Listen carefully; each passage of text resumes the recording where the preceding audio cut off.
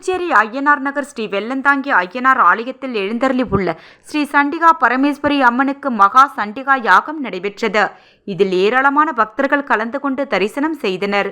புதுச்சேரி ஐயனார் நகர் ஸ்ரீ வெள்ளந்தாங்கி ஐயனார் ஆலயத்தில் அருள்பாலிக்கும் ஸ்ரீ சண்டிகா பரமேஸ்வரி 18 திருக்கரங்களுடன் ஐயனார் ஆலயத்தில் அருள்பாலிக்கிறார். அப்பேற்பட்ட அன்னையை வணங்கினால் நோயின்மை, வறுமை, பகை போன்றவை நீங்கும் என்பது ஐதீகம்.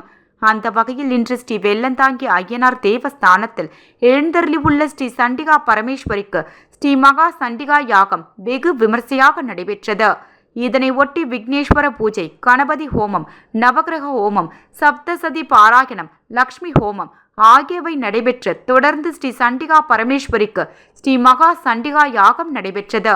இதனைத் தொடர்ந்து விசேஷ பூஜையில் அத்தியாயத்திற்குரிய புடவை, சௌபாக்கிய திரவியங்கள், பழம், மாலை, பூஜைக்குரிய பொருட்கள், மெட்டி, மாங்கல்யம் முதலியன முறத்தில் வைத்து யாகத்தில் சமர்ப்பணம் செய்யப்பட்டது. தொடர்ந்து தேவார இன்னிசையும் நாதஸ்வர தவில் இன்னிசையுடன் மகா யாக வைபவம் நடைபெற்றது. இந்த நிகழ்ச்சியில் சட்டமன்ற உறுப்பினர் நேரு உள்ளிட்ட ஏராளமான பக்தர்கள் மற்றும் பொதுமக்கள் கலந்து கொண்டனர். நிகழ்ச்சிக்கான ஏற்பாடுகளை ஆலய அறங்காவலர் குழுவினர் செய்திருந்தனர்.